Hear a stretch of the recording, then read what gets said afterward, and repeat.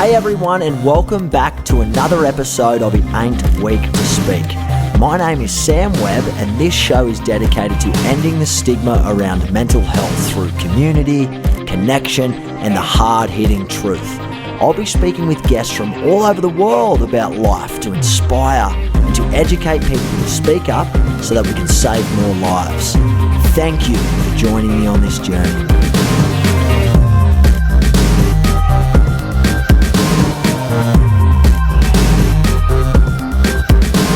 Welcome onto the It Ain't Weak to Speak podcast. Joey Williams, mate, what is doing? Been a while, brother. Hope you're well. Mate, I'm well. What about yourself, mate? Looks like the corona has got the better of your hair, mate. Just woke up, mate. Mate, Just woke up on the other side of the world. Mate, everything's good. Everything's really good, man. Like, everyone is obviously going through different things that they're going through, but the whole lockdown, which has kept me home, everything that obviously the work that I do on the road has been smashed, and I get and understand that a hell of a lot of people financially being wiped, and it's super challenging for a lot of different people, but man, I'm actually in a really, really good spot. I get to be home with my family more. And if I'm honest, like, Aboriginal people, we've been hustlers forever. So, not being told we can't go places and being watched in what we're doing, that's a life thing for us. It ain't nothing new. So what you're saying is, and what I'm hearing you say, Joey, you've adapted quite well to the adverse times that the world is in right now. I think right from the beginning, I challenged people, and this is what I said to myself, is that there were three key words that I was going to use and implement in the way I looked at things, and it was adapt, innovate, and grow. So adapt to what you're doing and how you're doing it, innovate what you're doing and how you're doing it, and just grow in the situation. For me, like, yeah, I was taken off the road, but it's been a great thing for me because it's kept me home with my kids. I've been a dad for nearly 16 years, but I've never been a father. What do you mean by that? What do you mean by that? Well, like, I've have you ever heard the term you can be a dad but not a father, or you can be a father? I've certainly heard of it, but I've certainly heard of it, but coming from, you just said it yourself that's how you felt. I'd love to know what that actually means to you. Well, I've never been there for my young ones, never. And in past relationships and people who know me and know my story, is that I got 5 kids to 3 separate relationships, and that was because I was married and then separated, repartnered, separated again, and so there was 2 kids when I was married, and then I was separated, had another child, and then I was separated again, and I've got another two kids. So in the early days, is that when my 2 oldest ones, who are almost 16 and 14 now, that's when I was playing footy. I was playing footy, and I was in the height of my addiction days. So I wasn't home a great deal. I certainly wasn't present when I was home. And then, I went through that separation, and then same sort of thing. I was going through the heights of mentally where, I was at the most torment in my life. And then, then that separation happened. And then, I've, with the 2 little ones that I got now, like the lockdown period where they weren't allowed to go to school. So my little fella is just in kindergarten. And then the younger one, Frankie, she's only almost 3. Is that I never had to stay home and be a dad, never, and I was forced to because Courtney was she's a childcare worker, so she's an essential worker, so she had to go to work, and I had to stay home with the kids, and whilst a lot of people might think that that's odd to hear that or even say that, is that it's not that I didn't have the responsibility of being a father. It's that I shirked on it. I shirked on it a stack load. And that's because, I didn't know how to be one. So, like, if I could push that responsibility, I would 100% of the time. And it wasn't until was it pushing the responsibility because you're also scared that you didn't know how to be a father, or is most it just definitely, you didn't want most to try? definitely. Yeah, No, it was fear. It was fear, right? yeah. And one of the most powerful conversations I recently had with my own dad. It was like, um, if I was critical on my dad for not doing those things as I grew up, being there, and I said to him, I said, I wanted the dad like a lot of other kids had, that was always around and always lovable. But then I can't be critical of my dad because he never had one. He lost his dad at 9-year-old. So for me, it was one of the most powerful conversations I've ever had in my life with my dad, with anyone, but it happened to be my dad. I said, like, I don't want that. I'm going to draw the line in the sand. And my dad did the absolute best that he could for me. And I can't be critical of that again because he never had a dad. But I want to be different. It's not I want to be better. It's I want to be different. I want to be that dad that's there. And I've only just learnt how to do that, and that's through going through my own processes of healing. It's for me, it's been a challenging but super beneficial and beautiful time. Mate, how important is your own inner work been? How important has your own inner work been on, on the solidarity of your family and the growth and innovation and the things that have happened within the family especially over the past, say, 4 to 6 months, given what we've, the time that we find ourselves in? It's been great on me personally. So it's, and whilst, you ask what's it been like for the family. So for me personally, it's been great, which is going to help me to be a better person, right? Mm-hmm. So I'm a better person. I'm a better partner. I'm a better dad. Like, I'm all of that. I understand the triggers that it takes me to different places, mentally, emotionally, and internally. So it's just helped me to be a better person, man. If I'm super honest, it's just, and it's stuff I didn't know. You look back and go, and this is me being super vulnerable right now, is that I look back and think my 3 older kids missed out on that, and which is super hurtful for me. And it's hard to say, man. It's hard to say because you want absolutely everything for your own kids to experience everything with their parents. And I can't sit here and say that I have, so it's been super challenging for me, which has brought about some growth, which, I get to continually work on that to become a better person. Well, mate, that's the good thing. That's the beautiful thing about it, though, Joey. I mean, you've used and you've been able to navigate through your own journey, through your own inner work and uncoverings of triggers and what works better for you and how you operate as a human being, but how that is going to be better for your family now and into the future. And it's better, doing something now and not doing it at all, in the future.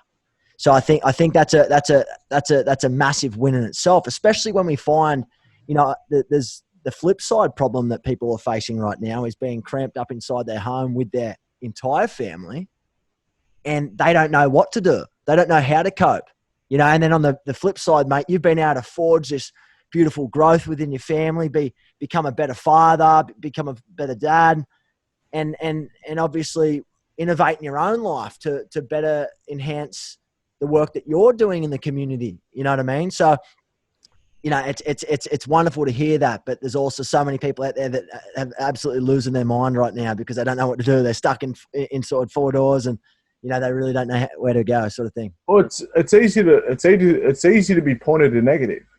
It's super easy because our wires our brain is wired to go to negative straight up. So it's super easy to find all the bad things that are happening. But for me, like, I invite people to sit back and go, like, what are some of the good things? What are some of the benefits? Like, my kids have had me at home. Like the work that I was doing for the last 5 or 6 years on the road. I was never home. I'd go out Monday morning and be back Friday night, if not Saturday morning, and then go again Monday. So I'm at home for a day and a half, 2 days with my kids, and when I'm there, like, super tired, so I'm not going to be present. It's not you weren't your full self when you were there for 24 to 48 hours anyway. So it's been a blessing in disguise, mate, by the sounds of it. Oh, it's like, again, like, you can either look at things that are negative, or you can look at things that have been super positive. And for me, things, whilst being challenging, I've been able to sit and grow as a person, but also just spend time and being present with my kids. It's been good, and that means being, I can't see a negative in any of that from my personal perspective. And we look at everyone that are finding challenging times in this period, then it's probably challenging because we haven't done the work. We haven't done the work on ourselves, internally, to be able to identify what it is happening, which then we're projecting onto other people. Mate, very well said. Very well said. And obviously, I've been very fortunate enough to speak with you in quite a few places around the globe in terms of delivering mental health and suicide prevention keynotes and whatnot, and be involved in events. And we've been in the gym a few times too, mate. You showed me a few left rights, given me a couple, showed me how to box. But mate, outside of all that, I mean, having your own journey, and we'll dive into that a little bit in a moment. But having and coming from your own mental health journey, having, certain breakdowns and triggers in your own life, and, certain monumental turning points that sort of changed your life. How has it been managing a family of, 5 kids, yourself, a partner, and the other relationships that are obviously, the mums of some of the kids, and how has that journey been? I haven't really been able to speak to you about that much, mate. And I think it's something I'd love to learn. Again, it's something that's, I break my journey, my personal journey, down into 2 parts, or many different parts. But you look at pre-suicide attempt and post-suicide attempt, and what I was like back then to what I'm like now. It's been well documented as well that I've had my struggles with addiction, and when I'm inside the rooms of AA, it's like what it was like, what happened, and then what it's like now. So for me, it's I'm a different person to what I was then. It's because of the work that I've done internally, and that means I can get on with the mothers of my kids, and we'll have our challenging times like anything, because that's just the chemistry of people and the makeup of people. But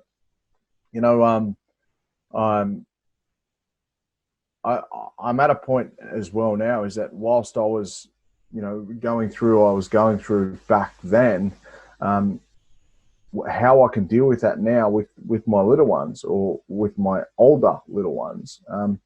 They're almost, my boy's almost 16 now, and my girl, she's 14, and they're at the pointy end of decision making in their life, or probably the first major decision making things in their life.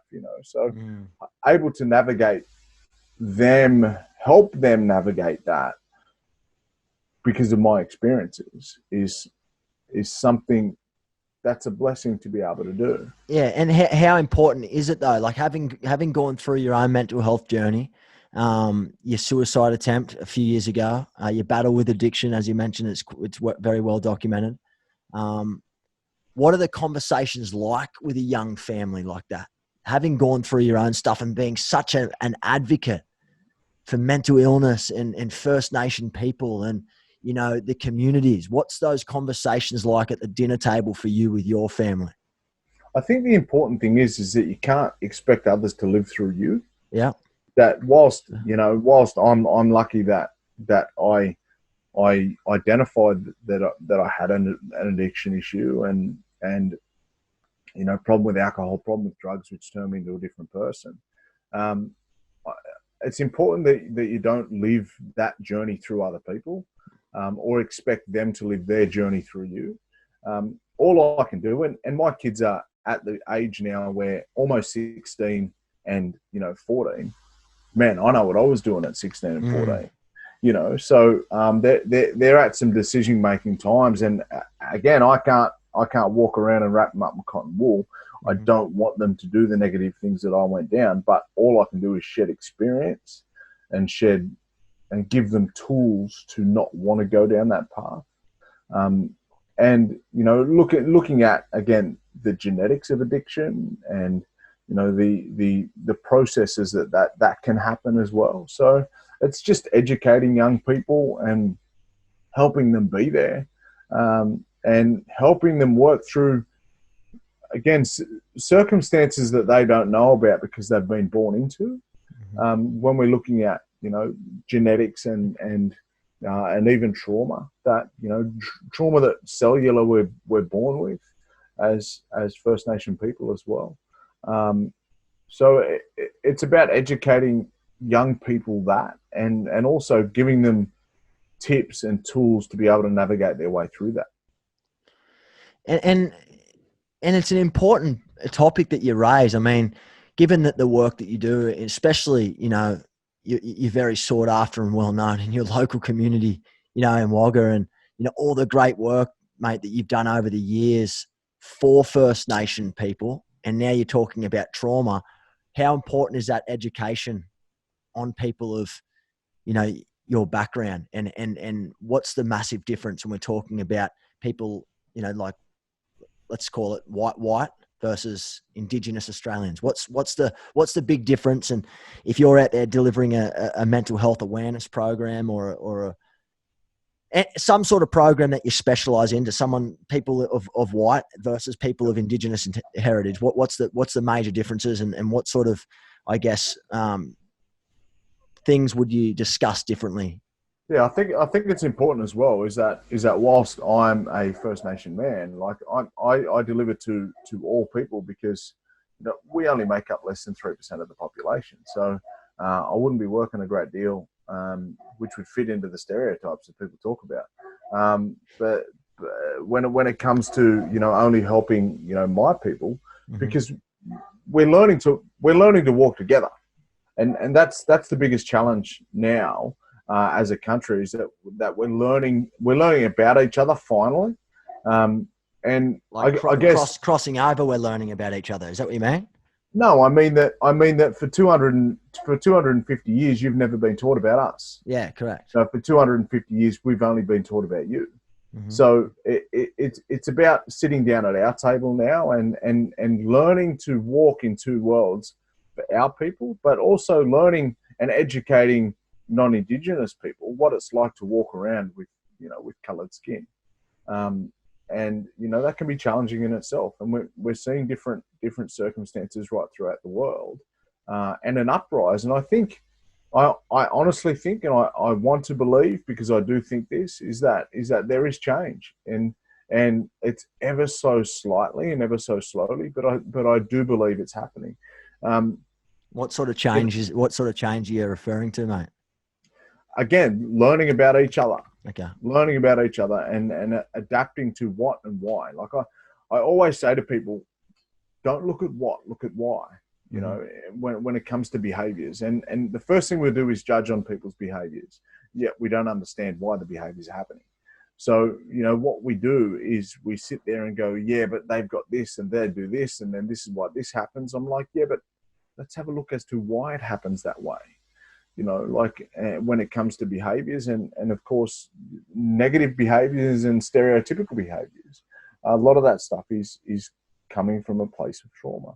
So when we look at the suicide rates for First Nation people out here, and even and even First Nation people and Native people around the world, it's such a similar thread. It's such a similar thread, and how I describe it to people, it's struggling to walk in two worlds. And I've keynoted the World Indigenous Suicide Prevention Conference a couple of times now, two times over a number of years.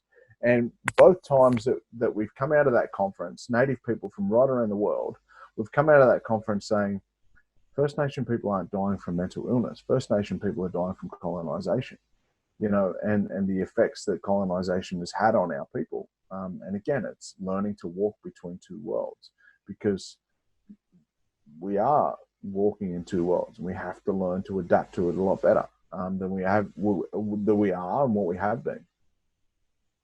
Right, very, very well said. And again, you're giving me information that I don't know a great deal about. So I'm very, very grateful that you're being able to share this stuff with me on a very deeper level, because I feel like Sam, it's just an education thing. Is that, and again, we look at, and I'm a huge believer. I'm a huge believer in we educate through education, obviously, but when we educate people have to want to listen. People have to, when we look at what the assimilation policy was for Aboriginal people out here, is that we were forced to live a certain way of life.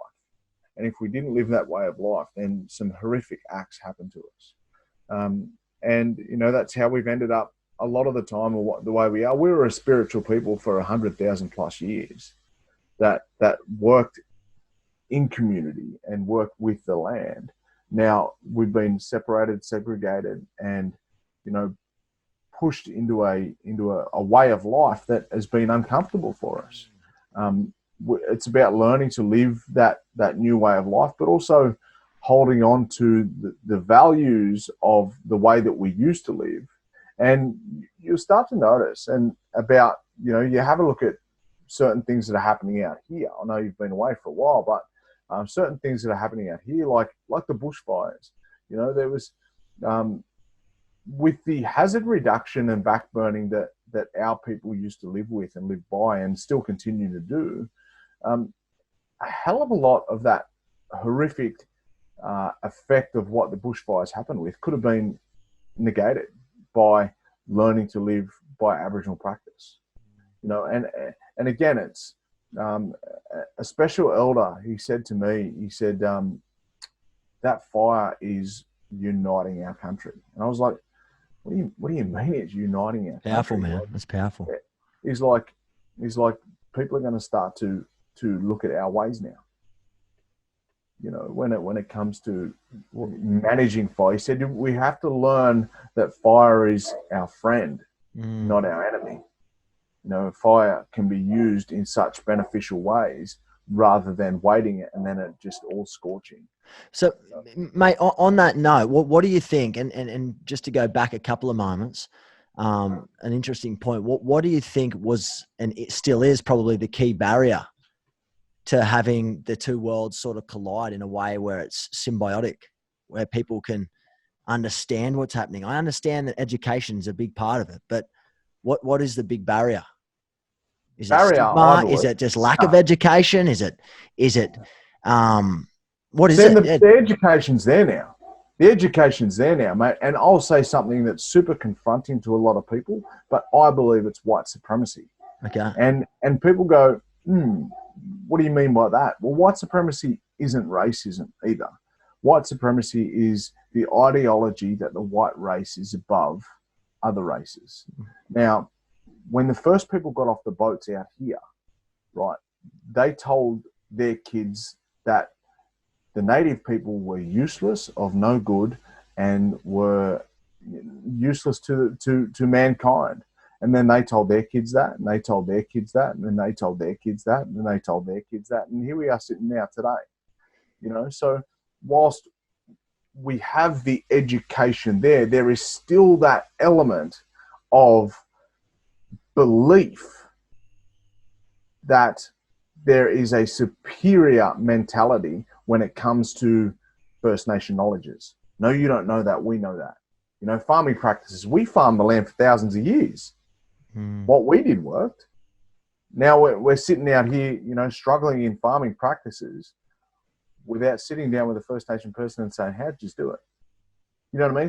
So going back to the some of the topics that you and I talk about, mental health, right? The meaning of insanity is doing the same thing over and over, expecting a different result. Now, you got to start to question the insanity of some people that don't want to listen and don't want to learn from people who have lived here in the same harsh climates, in the same barren country for 100,000 plus years, and it worked. You know what I mean? So like, don't come at me and say that, but you just didn't invent the wheel. But what do we need the wheel for? Again, it's a mentality of seniority or superiority when it comes to knowledge-based systems, that people think that they're above another person. I've had it in my, I've had to go out and get myself educated in the white academic world to be noticed because of, some of my knowledges. And, that's a process that I'm still doing and continue to do and continue to grow. Why? Because I want to be seen on a level playing field. And at the moment, without the pieces of paper from the white world, I won't be. So what you're saying is, and I'm hearing you say this, and please correct me if I'm wrong, that it's still not a level playing ground. We're still not on a level playing ground. No way. No way. Like, and you only have to have a look at the statistics around deaths in custody, the statistics around racial profiling. When it comes to racial profiling, you see that people have an ideology of what somebody does or what somebody will do based on their race. Yeah, based on color. It's the same as over here in the States, man. It's exactly the same, mate. Huge conversation at the moment. It's exactly the same, and it happens out here as well. Now for me, I've got lighter skin, so I'm not subjected to it, as a lot of my brothers and sisters are. As far as, my brothers and sisters in the community. So it's the same conversation around the world. So again, we look back at what the conversation was at the World Indigenous Suicide Prevention Conference. It's not mental illness that's killing us. It's colonization and the processes that happen during colonization, which I believe, and this is my belief, a lot of it comes from that white supremacy ideology. Okay, and then on the back end. So, and again, I just want to elaborate on that. So from the mental health perspective, if Indigenous Australians or Indigenous people from all over the world aren't dying of mental illness, as opposed to suicide from mental illness, you're saying it's from trauma. Is that what I'm hearing you say? Yeah, well, from trauma or different elements of different element. Okay. So what I believe, and a lot of people out this way believe, and even I think the going around and doing a lot of the work that I've done in the States, as you know,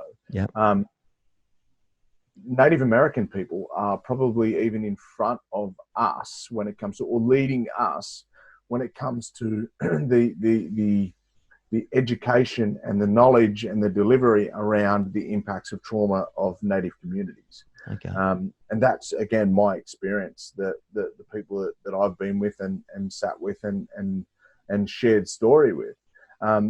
So it's not all doom and gloom. We are being the creators of our own healing in a lot of places.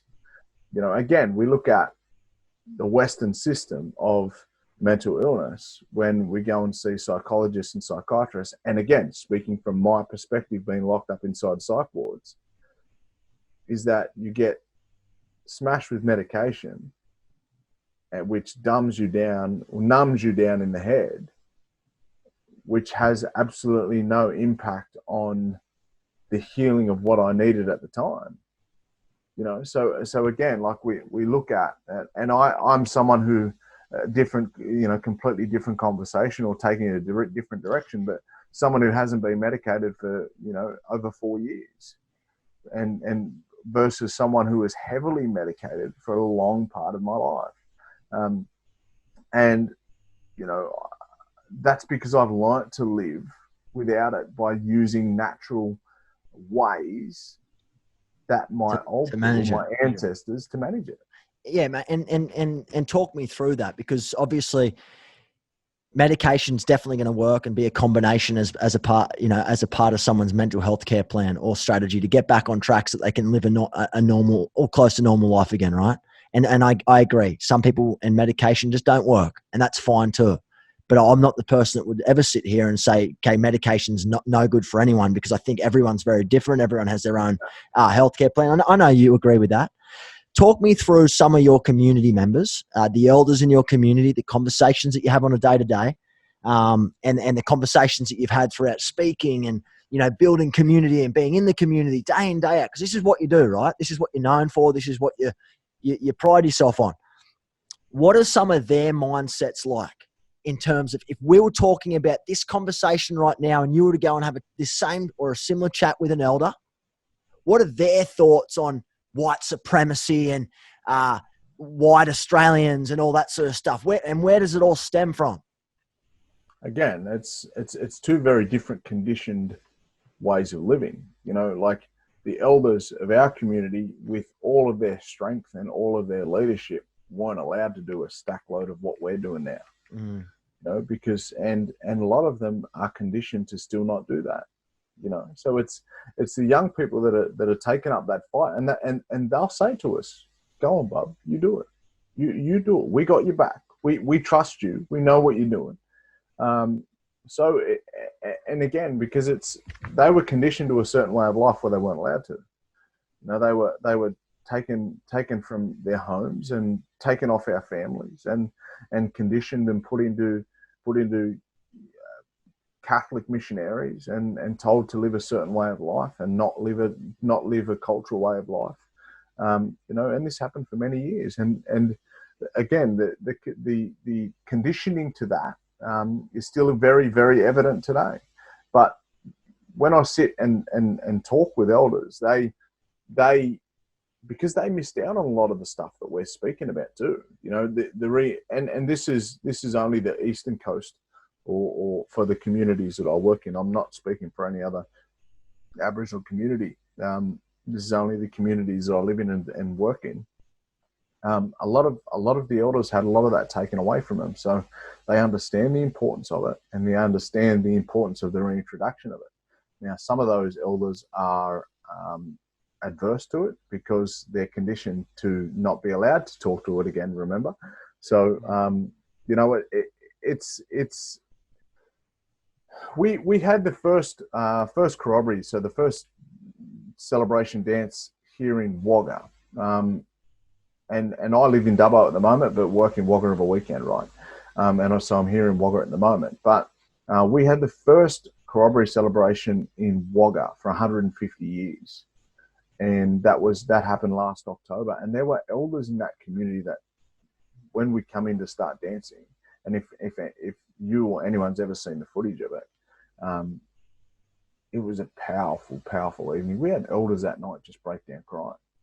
Wow. Because they'd never seen it, but they'd always heard about it.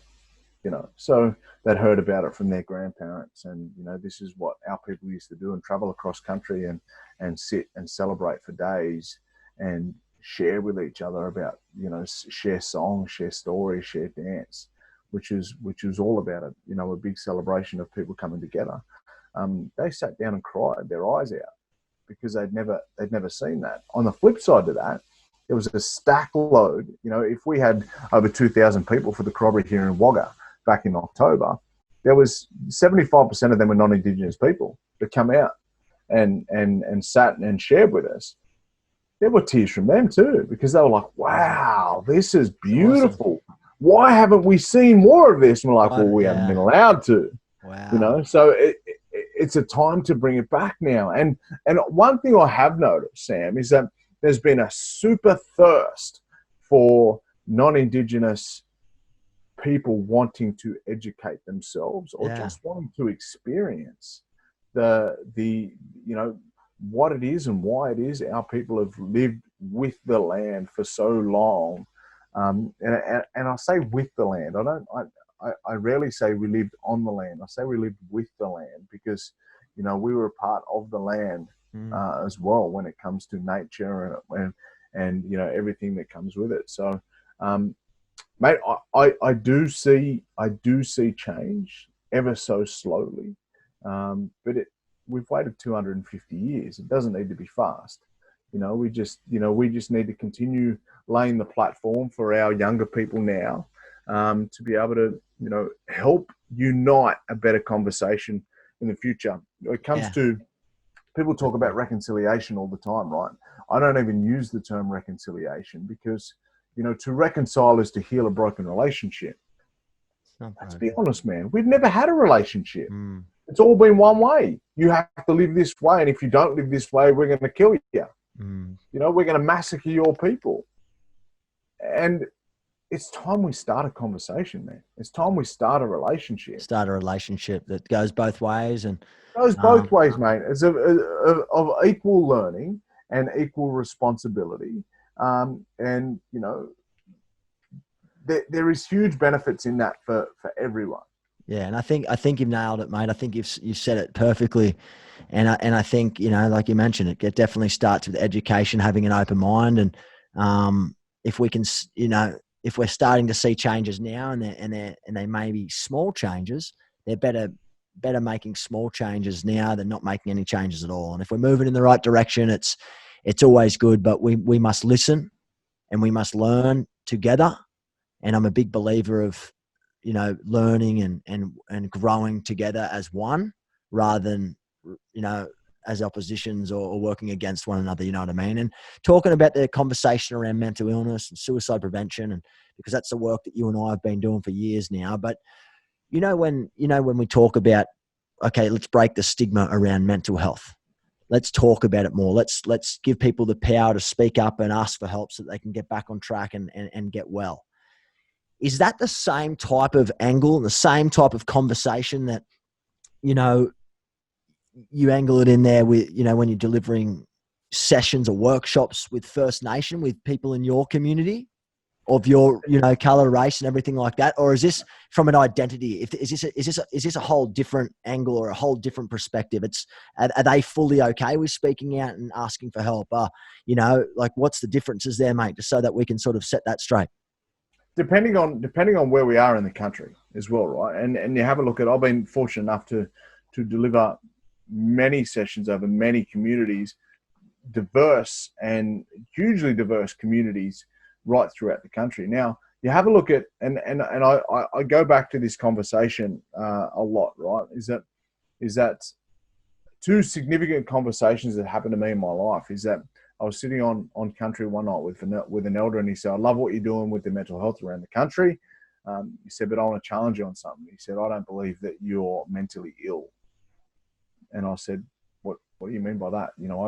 I've been told, and this by professionals for X amount of years. And he said, "You're not mentally ill, you're spiritually ill. When you heal your spirit, you'll get well." And First Nation people, as deeply spiritual people, that conversation was seconded when I had another sit down with an elder who said, when I was out on country, he said, "You stick close to the stuff you learn out on country, and you take that and you practice that in everything that you do, all your mental health problems will go away."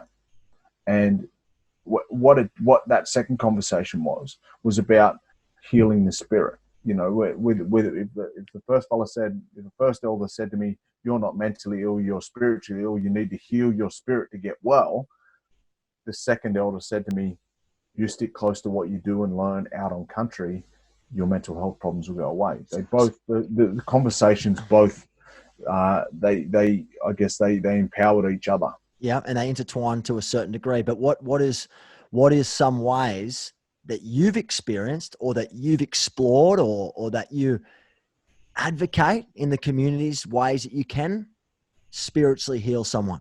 What are some ways? I talk about strategies and self-care strategies all the time, exercise, journal, self-gratification, self-affirmations, rest, self-positive, all that sort of stuff. But how can you heal would you say a broken spirit or a damaged spirit? How does that work? So what you do is that, and I've sat with case plans numerous times that just say go out on country for the weekend. Get away from technology, get away from the four walls of the house, go out and camp on country for the weekend.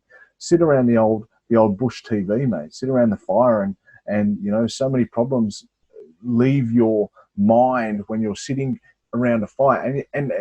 And again, why do we do that? Why does it leave our mind when we're sitting around a fire? Because we're staring deep into the fire. What are we doing when we're staring deep into the fire? Meditating. We're being present. We're being present. Right?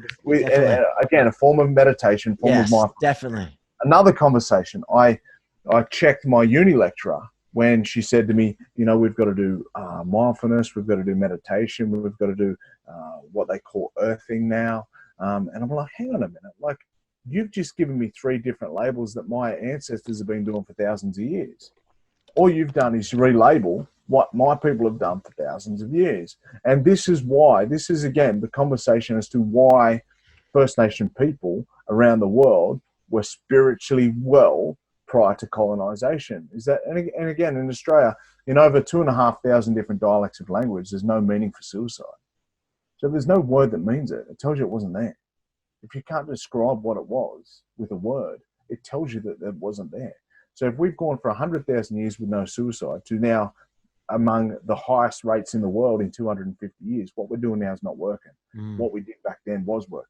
Yeah. Right. So talking back to the case plans of going out on country, what are we doing around on country?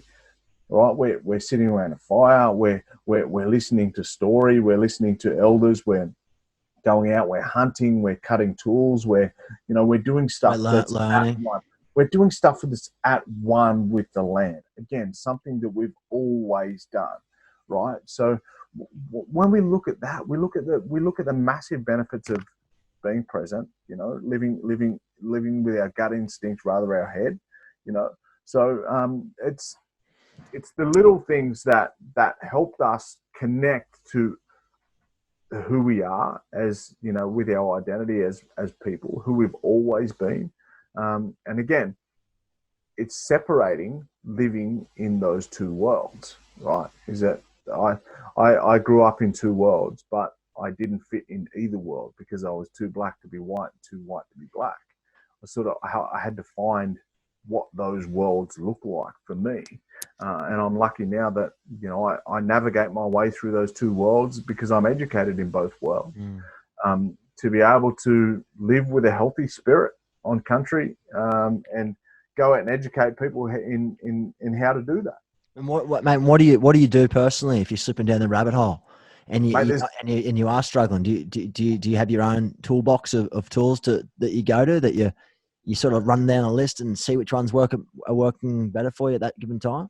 Yeah, I do. And again, like, what did I tell you 2 minutes ago? I there's been too many times for me, Sam, where I've looked in my revision mirror, and the history of me, where living with suicidal ideation since I was a very young age. So for me, the most important thing is that I get on country. There has been too many times for me to question it, whether it works or not, because I've driven off looking in the my revision mirror, not knowing whether I'd come home or not. Been in a really, really dark and dangerous place. But it's happened too many times for me not to trust it anymore. And the people around me say, get your swag, get in the car and get out on country. And, I might go out there for 1 night, 2 nights, just sitting around a fire, just being present with who I am, getting away from this in my head, listening to the nature, putting my feet in the dirt, and getting back and connecting to the way that I've always been. And for me, that's what heals my spirit. And as I've said, too many times it's worked for me to question it. I just don't question it anymore. Yeah, and you got to stick to what works. Absolutely. I have to, right? And I say to people all the time, all right, when in your life were you well? Okay, it was this time. Okay, what were you doing?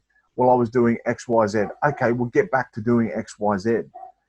Find out what makes you well and do more of it.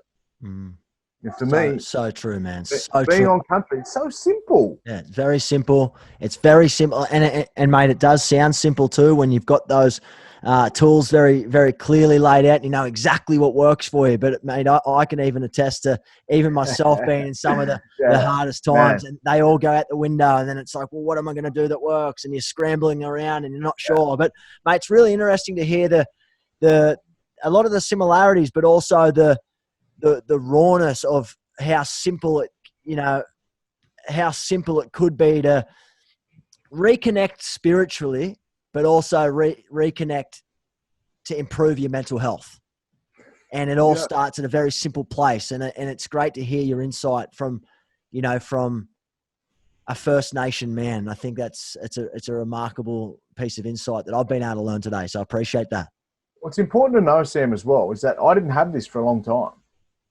Again, I grew up. I grew up in those two worlds as a young fella. As I said, too Would have been black to be white, confusing. Wouldn't it have been too confusing? white to be black. Because I knew that I was Aboriginal, and I was always spoken about strongly in my household and strongly in my community.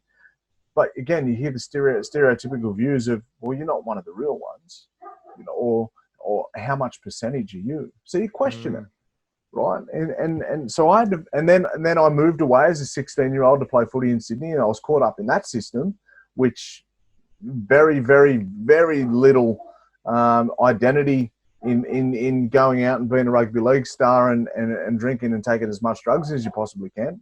There is no identity in that at all when it comes to being an Aboriginal person, culturally and spiritually. So I was lost from that for 10 years of my life as well. And it wasn't until post career, post rugby league career, post even boxing career, did I find who I was spiritually and culturally as a man. Wow. There would have been a lot of confusion there amongst, you know, the highs of life, the lows of life, and not knowing how to connect and how to get. I'm sure there would have been times in your life where you, mate, and I know this from knowing you and having conversations and hearing you speak, but there would have been times you had no idea what to do. And that's, you know, that's probably why you had suicidal ideations. Suicide, mate, 30 years. It took me 30 years to find who I was. Wow. Wow. You know, it's only the last 6 or 7 years there. I've just given away my age, but it's only been the last. It hurts me to say it now. It's only been the last 6 or 7 years that I've found who I really am. You know, it's not that I ever shied away from being an Aboriginal man or ever shied away from connecting what it was like culturally, but what I thought culture was then to what I thought culture, what I know culture is now, two completely different worlds. You know, we think that culture is just dancing or celebrating NAIDOC week once a year. Yeah. You know, like you can see in the background, and for the people listening, some of the beautiful painting work that's done behind me. I'm sitting in one of the rooms in my parents' house, and we think that that's culture, right? We think that artwork is culture. We think that didgeridoo or yidaki is culture. We think that clapsticks are culture, but a good close friend of mine, a good brother of mine, Mark Sutherland, he said to me, culture, that those paintings, those instruments, those clapsticks, those are the end product of culture. Culture is in the process to getting that. You see those beautiful paintings behind me, is that there is so much storytelling in those art pieces, And that happens well before they're that created. happens well before the end product. Yeah, You know, true. so that's what culture is. Culture is the story of one piece of the artwork to the next piece, and that's a journey. And that journey, what it looks like, again, for me, is pre-football career, then boxing career, then suicide attempt, then back to boxing career, to then finding myself culturally, spiritually, mentally, and emotionally as a person to who I am now. Man, that's 3 or 4 different paintings that make up the culture of who I am. You know, so you know, what people's perception of culture is very different. But my perception is lots of little stories made up, lots of little stories taught and told, and the lessons in those stories that are taught and told. It's like the journey. Yeah, man. It's like Yeah. the journey, isn't it? And it's the Yeah. storytelling along that journey that is essentially the process. Which, yeah, mate, I love it, man, and I'm so grateful that you've been able to share all of this with me. I feel like, I've certainly learned a lot, and I learn a lot every time we speak, and every time we're on the road or whatever. I know it's been a while now, mate, but where to next? What are you up to now? What sort of projects are you working on? I'm working, and again, you may have picked it up with this chat, is that